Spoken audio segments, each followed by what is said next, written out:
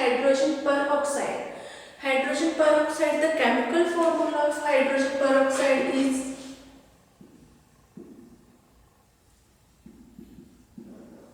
H2O2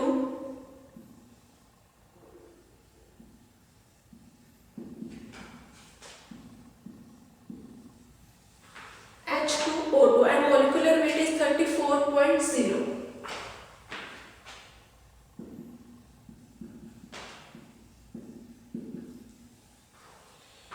next है hydrogen peroxide जो है वो लिक्विड फॉर्म में हमारे पास अवेलेबल होता है। उसमें अलग अलग जो कंसंट्रेशंस हैं वो हाइड्रोजन पेरोक्साइड के अलग अलग कंसंट्रेशंस होती हैं। उसके अकॉर्डिंग हम लोग जो हाइड्रोजन पेरोक्साइड है उसे यूज करते हैं। जैसे अगर हमारे पास जो हाइड्रोजन पेरोक्साइड है उसमें जो हमारे 6% वेट में वॉल्यूम जो हाइड्रोजन पेरोक्साइड है उसे हम लोग यूज करते हैं जो है एज अ जो है मेनली स्ट्रॉन्ग सॉल्यूशन के लिए यूज करते हैं। ठीक है, जो 6% हमारे पास weight by volume hydrogen peroxide है उसमें जो 20 टाइम्स है वो ऑक्सीजन प्रेजेंट होगी।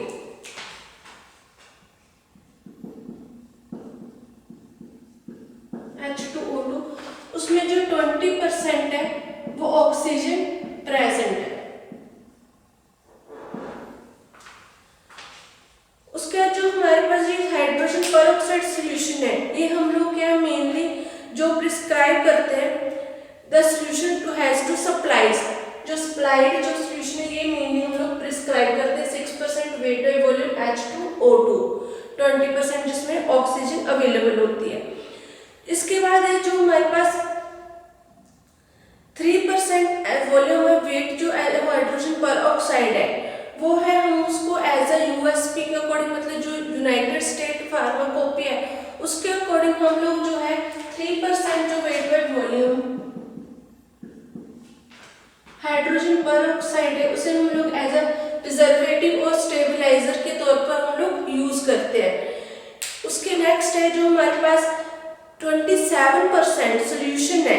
ठीक है, wait by volume hydrogen peroxide का जो सोल्यूशन है 27%। इसको हम लोग यूज करेंगे एज अ स्ट्रॉन्ग सोल्यूशन, हम लोग इसे बोल देते हैं।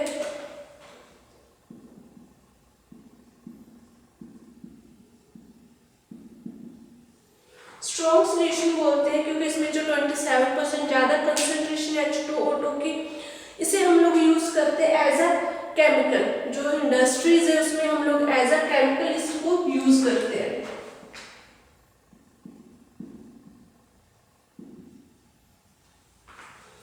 नेक्स्ट जो हमारी कंसंट्रेशन है 30%। 30% जो वेट बाय वॉल्यूम है H2O2 जो हमारी कंसंट्रेशन है उसको हम लोग यूज करते हैं लेबोरेटरी केमिकल में। जो लैब्स में हम लोग एक्सपेरिमेंट्स करते हैं उसमें जो 30% जो सॉल्यूशन है वो हम लोग H2O2 का यूज करते हैं। उसकी जो कंसंट्रेशन है वो 30 ml होती है, 30% होती है। उसको हम लोग लेबोरेटरी स्केल पे यूज करेंगे।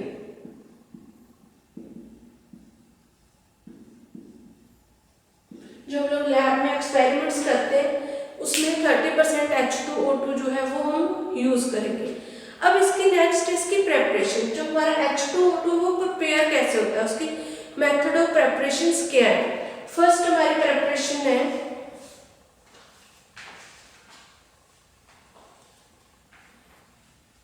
जो हमारा H2O2 हाइड्रोजन पेरोक्साइड है ये क्या हम लोग प्रिपेयर करते हैं बेरियम के साथ। ठीक है, रिएक्शंस करवाकर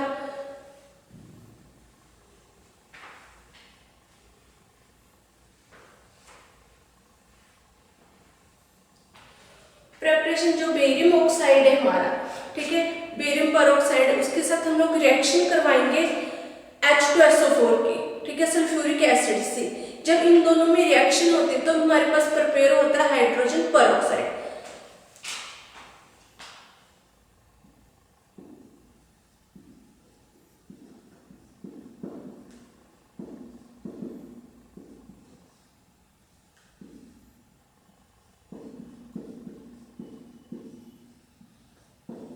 ये हमारा है बेरियम पेरोक्साइड। हमने रिएक्शन किसके साथ करवानी है, सल्फ्यूरिक एसिड के साथ।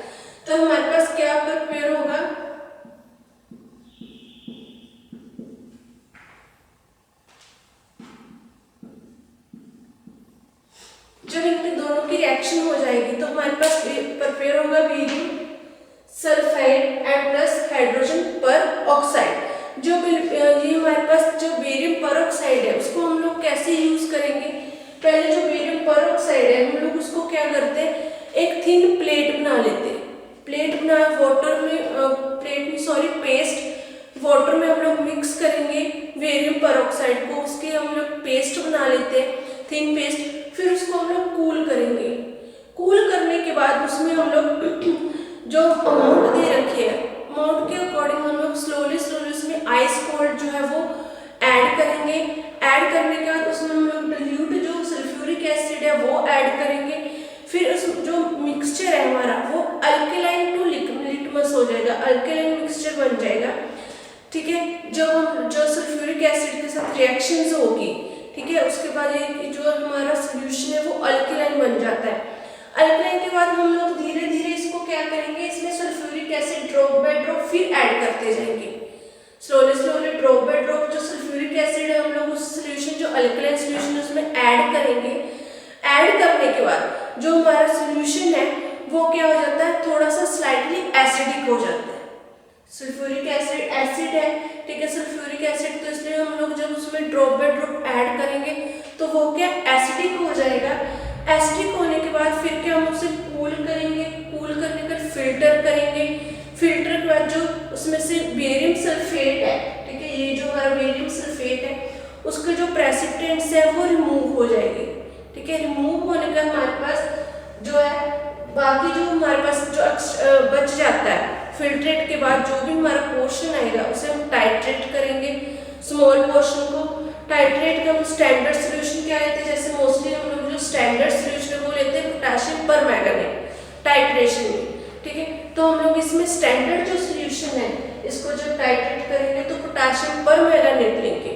पोटेशियम पर मैंगनेट लेने के बाद जब हमारा टाइट्रेशन हो गया उसको हम लोग फिल्टर करेंगे, डिल्यूट करेंगे। डिल्यूट करने के बाद उसका वॉल्यूम मेकअप करेंगे। जैसे अगर हमने 100 ml बनाना है उसमें हमने 10 ml या तो 90 ml हम क्या वाटर डायरेक्टली उसका जो वॉल्यूम मेकअप कर देंगे। जो वॉल्यूम मेकअप हम उसकी जो क्वांटिटी स्ट्रेंथ है उसके अकॉर्डिंग करेंगे। उसका जो हमारे ये मेथड है जो हम लोग ये कॉमनली यूज नहीं होता, ठीक है, टफ नॉट कॉमनली, इस मेथड को यूज करना थोड़ा टाइम कंज्यूमिंग है। ठीक है, दूसरा है हमारी ये थी फर्स्ट प्रिपरेशन। बेरियम परऑक्साइड को जब सल्फ्यूरिक एसिड के साथ रिएक्ट करवाते हैं बेरियम सल्फेट एंड H2O2 हमारे पास बनता है। सेकंड है जब हम लोग हाइड्रोजन परऑक्साइड का सॉल्यूशन को प्रिपेयर करना है तो उसके लिए हम लोग रिएक्शन करवाते हैं barium peroxide with phosphoric acid.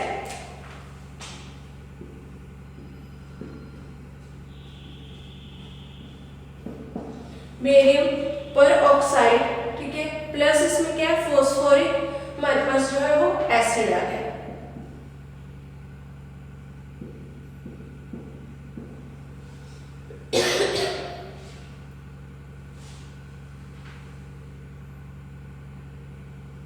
Barium peroxide का हम लोग जब भी रिएक्शन करवाएंगे फॉस्फोरिक एसिड के साथ तो हमारे पास क्या बन जाता है barium phosphate precipitates.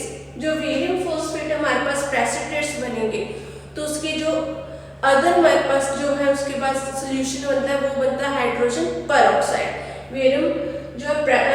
Barium phosphate के प्रेसिपिटेट के साथ साथ हमारे पास क्या है हाइड्रोजन परऑक्साइड वो अवेलेबल होता है, जैसे BA3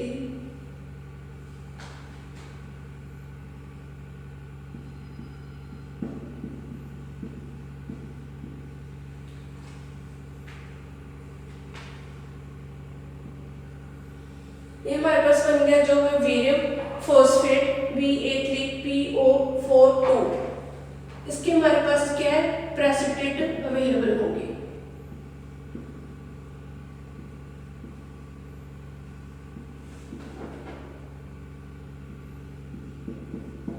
प्लस हमारे पास आ गया hydrogen peroxide.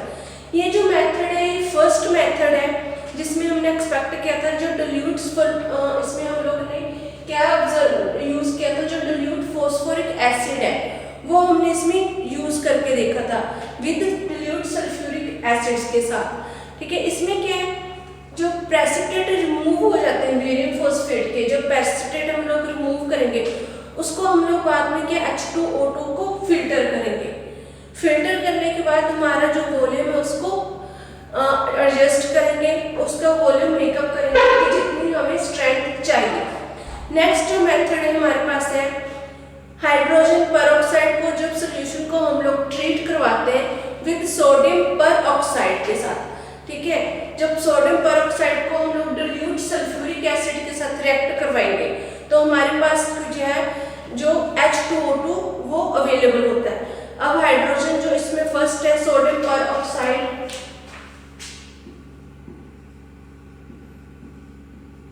Plus sulphuric acid. जब हम लोग सल्फ्यूरिक एसिड को सोडियम परऑक्साइड के साथ Na सोडियम O2 परऑक्साइड हो गया तो हमारे पास क्या बनता है Na2SO4 प्लस H2O2।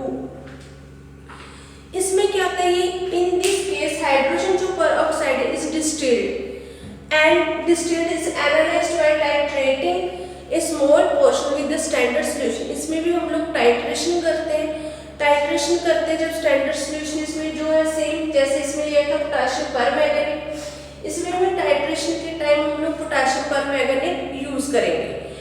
इसके बाद जो टाइट्रेशन करने का हम लोग जो H2O2 का है वो हम वॉल्यूम मेकअप करते हैं। नेक्स्ट इसकी हमारे पास है प्रॉपर्टीज ऑफ हाइड्रोजन परऑक्साइड। जैसे कि मैंने पहले बताया था कि जो हाइड्रोजन परऑक्साइड है वो लिक्विड फॉर्म में हमारे पास अवेलेबल होता है, कलरलेस होता है। ठीक है, जो उसका टेस्ट है, जो ऑर्डर है वो ऑर्डरलेस होगा जो हाइड्रोजन परऑक्साइड है, और टेस्ट क्या है जो स्लाइटली थोड़ा सा एसिडिक है। जैसे हमने फर्स्ट रिएक्शन की थी जो बेरियम परऑक्साइड के साथ थी कि उसमें हम लोग जब अल्कलाइन लिटमस बन जाता है तो उसमें हम drop by drop sulphuric acid उसमें डाल देते हैं ताकि जो हमारा रिएक्शन है उसमें जो उसका टेस्ट है स्लाइटली एसिडिक हो जाता है। इसलिए जो हमारा बेरियम सल्फाइड है इसकी प्रॉपर्टीज क्या क्या है, हाइड्रोजन परऑक्साइड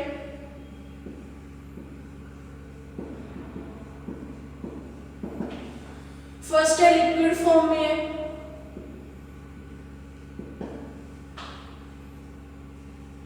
कलरलेस,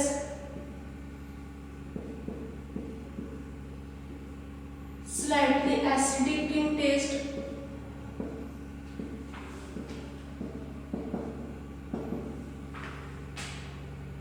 odorless।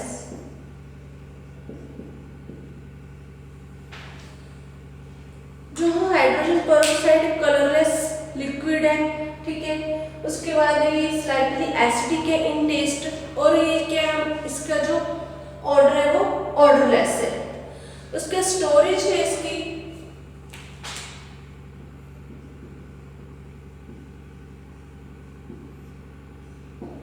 जो हाइड्रोजन परऑक्साइड है उसे हम लोग स्टोर करते हैं प्लास्टिक के जो है कंटेनर्स, वेल क्लोज कंटेनर्स में जो लाइट रेजिस्टेंस हो, जिनमें लाइट पास ना होती हो। अगर जो हम जो हाइड्रोजन परऑक्साइड है उसे लॉन्ग टाइम तक हम लोग स्टोर करके नहीं रख सकते।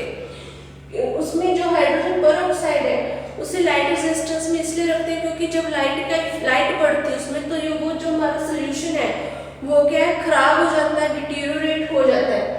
इसलिए जो हाइड्रोजन परऑक्साइड है उसे हम लोग मेनली जो स्टोर करते हैं डार्क प्लेस में, कूल प्लेस में रखते हैं। ठीक है, लाइट रेजिस्टेंस प्लास्टिक के जो वेल क्लोज्ड कंटेनर्स हैं उनमें स्टोर करेंगे। जो अकॉर्डिंग टू आईपी, ठीक है, जो हाइड्रोजन परऑक्साइड है उसे हम लोग क्या कूल प्लेस और ज़्यादा लॉन्ग टाइम तक उसे स्टोर नहीं करके रख सकते। नेक्स्ट है इसकी इनकम्पैटिबिलिटी।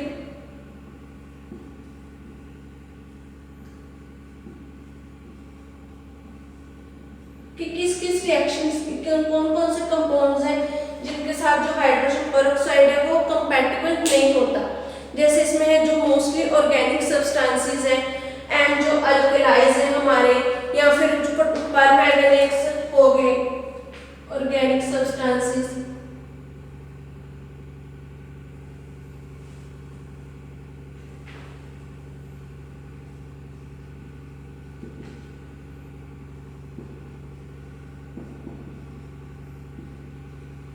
ऑर्गेनिक सब्सटेंसेस हो गए हमारे, आयोडाइज हो गए, जो आयोडीन से रिलेटेड जो हमारे कंपाउंड्स हैं, ठीक है। उसके बाद है हमारे जो अल्कलाइज हैं,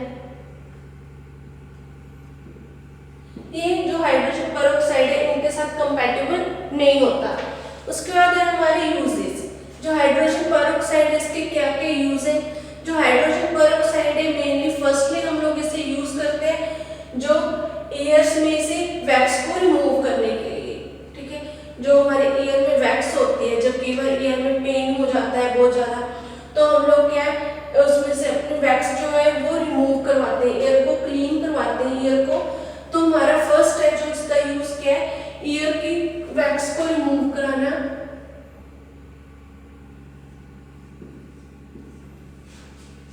सेकंड हमारा यूज है, इसे हम लोग यूज करते हैं as a oxidising antiseptic.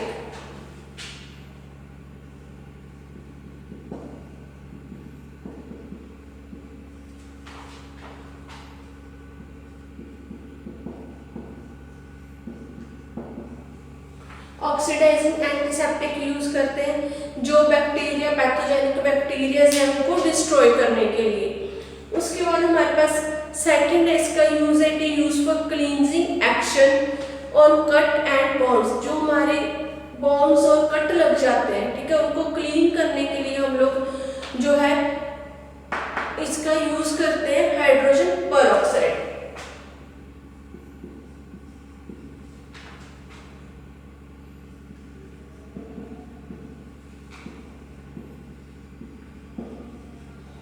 Third है एयर वैक्स को लूज करके उसको एयर में से रिमूव करवाना, ठीक है। उसके बाद है इसका जो 1.6% हमारा हाइड्रोजन पेरोक्साइड है उसे हम लोग यूज करते हैं एज अ डिओड्रेंट्स एंड जो है हमारे गार्गल्स एंड माउथ वॉशेस में।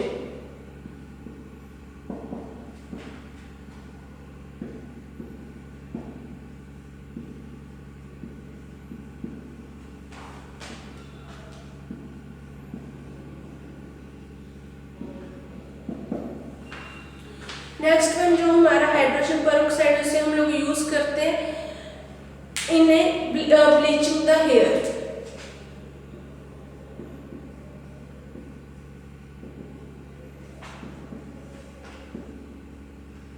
हेयर्स को ब्लीच करने के लिए। इसमें एक हमें जो हेयर्स को ब्लीच करते हैं उसमें एक है कि जब हम हेयर्स को ब्लीच करेंगे तो जो हाइड्रोजन पेरोक्साइड है उसे कंसंट्रेटेड फॉर्म में नहीं लेना, उसको डिल्यूट करना है। अदरवाइज अगर हम ऐसे डायरेक्ट हेयर्स को ब्लीच करेंगे तो हमारे स्कैल्प में जो है गैंग्रीन जो है वो प्रोड्यूस हो जाते हैं, ठीक है, जिससे हमारे जो प्रॉब्लम क्रिएट होती है। इसलिए हमें डिल्यूट करके जो हाइड्रोजन पेरोक्साइड उसे यूज करना है। नेक्स्ट है हमारा जो कंपाउंड है क्लोरीनेटेड लाइम। क्लोरीनेटेड लाइम है। नेक्स्ट है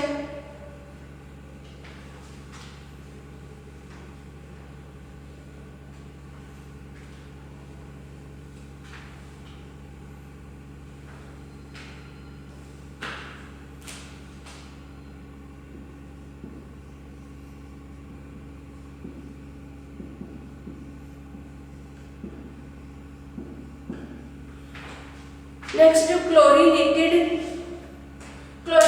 लाइम में इसका जो फॉर्मूला है CaOCl केमिकल फॉर्मूला।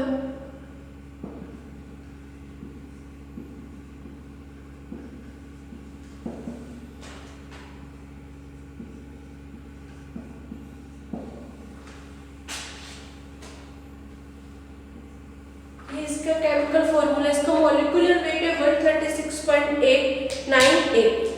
जो इसका सिनोनिम है वो है bleaching powder and chalk chloride of lime.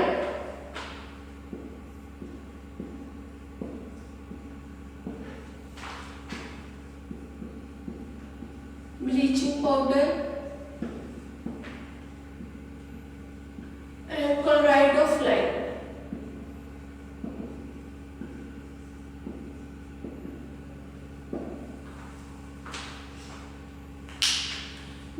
हम लोग प्रेपरेशन करते हैं, जो क्लोरीनेटेड लाइम है इसको हम लोग क्लोरीन और कैल्शियम के साथ रिएक्ट करवा के, कैल्शियम हाइड्रोक्साइड के साथ रिएक्ट करवा के इसके हम लोग प्रेपरेशन करते हैं। जैसे कैल्शियम हाइड्रोक्साइड हो गया,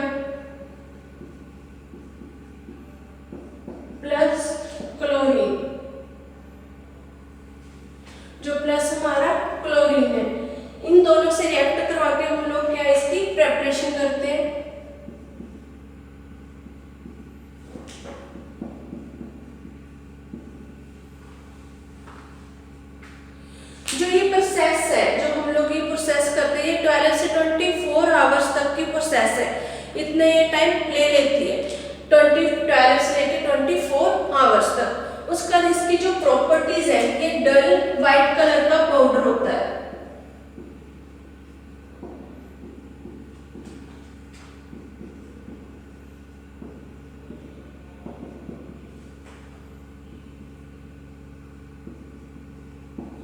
ये डल व्हाइट कलर का हमारे पास पाउडर अवेलेबल होता है। कैरेक्टरिस्टिक इसकी क्या, ऑर्डर होती है, एंड ये क्या स्लाइटली सोल्युबल है वाटर में एंड अल्कोहल में। इसकी जो सोल्युबिलिटी है वो slightly soluble water and alcohol में होगा। Storage, it is stored in tightly closed containers. जो टाइटली क्लोज्ड कंटेनर्स है उनमें हम लोग इसे स्टोर करते हैं, क्योंकि ये क्यों स्टोर करते हैं, क्योंकि एक्सपोजेस टू एयर। उसके बाद इसके यूजेस हैं, जो क्लोरीनेटेड लाइम है हमारे पास, इसे हम लोग यूज करते हैं बैक्टीरियासाइडल एक्शंस के लिए, ठीक है। जो हम लोग टॉयलेट्स, ठीक है, वॉशरूम्स अपने को क्लीन करने के लिए हम क्लोरीनेटेड जो लाइम है उसका यूज करते हैं। सेकेंड है, इसका हम लोग यूज करते हैं जो हमारे पास ड्रेन्स हो गए, ठीक है, जो सर्जिकल हमारे पास प्रेपरेशंस बनाते हैं, important ingredient in the preparation of surgical chlorinated soda solution, disinfectants के तौर पर भी हम लोग यूज करते हैं इन बॉन्ड्स में। नेक्स्ट है जो क्लोरीनेटेड लाइम है वो पावरफुल ब्लीचिंग एजेंट्स है, इसलिए हम लोग इसे डाइज में डाई करने के लिए क्लोथ्स को, ठीक है, जो दुपट्टे हैं, कोई भी क्लोथ्स उसको डाई करने के लिए हम लोग जो है इसका यूज करते हैं क्लोरीनेटेड लाइम का। नेक्स्ट है हमारा कंपाउंड है नेक्स्ट आयोडीन।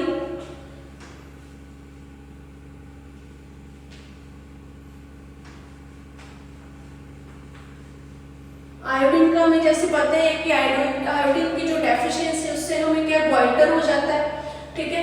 आयोडीन एक ट्रेस एलिमेंट भी है जिसे हम लोग as a trace element use करते हैं। इसका फॉर्मूला है नेक्स्ट I2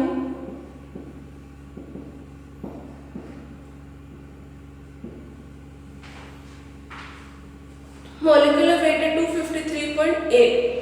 जो आयोडीन है ये नेचुरली डिस्ट्रीब्यूटेड होता है सीज में, ठीक है। जो सी होते हैं उसमें सी वीड्स होते हैं, मेराइन प्लांट्स होते हैं, उनमें जो आयोडीन है वो आयोडाइज की फॉर्म में अवेलेबल होता है।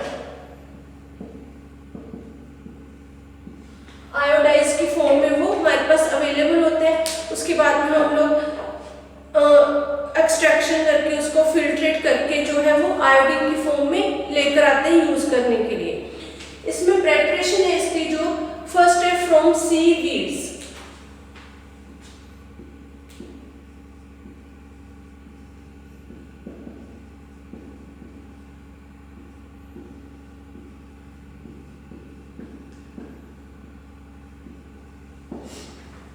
फ्रॉम सी वीड्स में आ गया, जैसे जो सी वाटर उसमें आयोडीन मिक्स होता है, ठीक है, इनकी फॉर्म ऑफ किस फॉर्म में, आयोडाइज की फॉर्म में।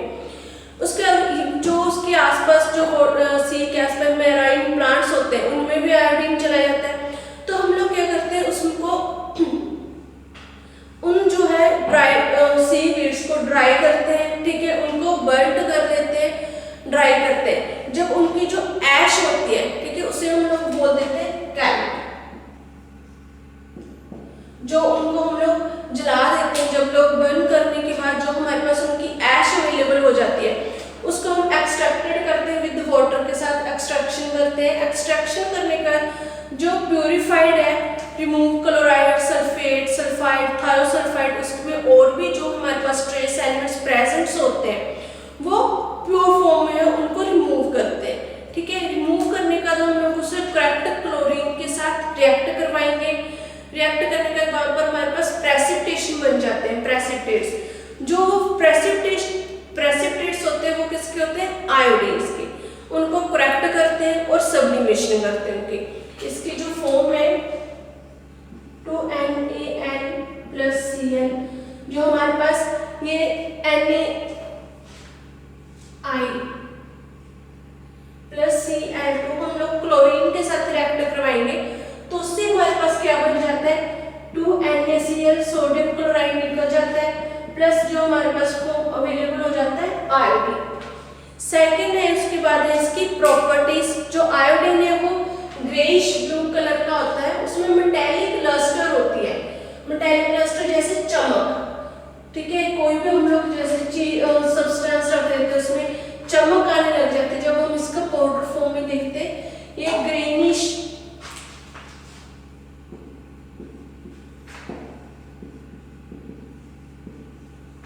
इसकी जो प्रॉपर्टीज है ये ग्रेइश वॉयलेट कलर का या ब्लूइश ब्लैक कलर का होता है, ठीक है। इसमें मेटालिक प्लास्टर होते हैं, चमक होती है, और एक है पंजेंट टेस्ट है इसका, ठीक है, और इरिटेंट ऑर्डर होते हैं आयोडीन की, और ये सोल्युबल इन वाटर, ठीक है, other soluble in water, soluble in alcohol में सोल्युबल होते हैं।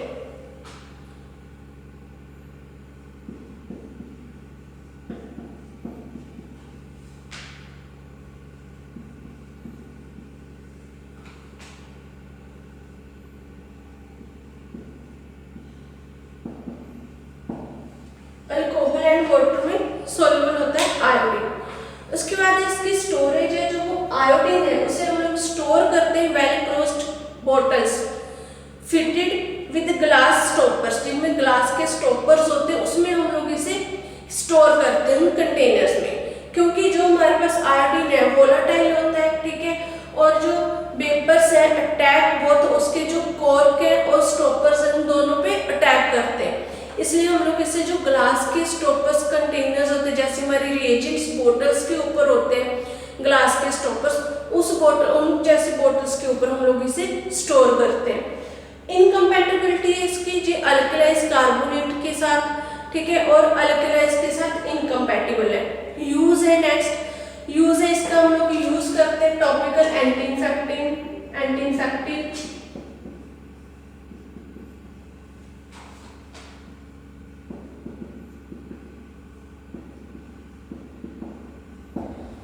Topical anti infective bactericidal agents में हम लोग इसका यूज करते हैं आयोडीन का, या फिर जो अनब्रोकन स्किन है, ठीक है, स्किन बिफोर ऑपरेशन, उसमें हम लोग इसका यूज करते हैं आयोडीन का। सेकंड है आयोडीन, जैसे मैंने पहले बताया था कि ये ट्रेस एलिमेंट्स है ह्यूमन के लिए, इसलिए जो ह्यूमंस की डाइट में आयोडीन की जो है प्रॉपर नीड रहती है, ठीक है, जो आयोडीन की डेफिशिएंसी से ग्वाइटर भी हो जाता है ह्यूमंस को, इसलिए जो हमें प्रॉपर हमारी जो डाइट है उसमें जो जितनी अमाउंट है आयोडीन की वो लेनी चाहिए, ठीक है, एज ए ट्रेस एलिमेंट हमारी बॉडी में जाकर काम करता है। और इसमें जो है जो अदर इसका जो पर्पस है इसे हम लोग यूज करते हैं इन फूड पर्पस, जो कॉमन सॉल्ट है, ठीक है, which is used as a food purpose के लिए हम लोग यूज करते हैं आयोडाइज को, मेनली आयोडाइड, जो आयोडाइड्स है उनको हम लोग मेनली फूड पर्पस के लिए यूज करते हैं। ये टॉपिक हमारा यहीं पर फिनिश हो गया। नेक्स्ट लेक्चर में हम लोग नेक्स्ट जो है कंपाउंड्स को स्टडी करेंगे। Thank you.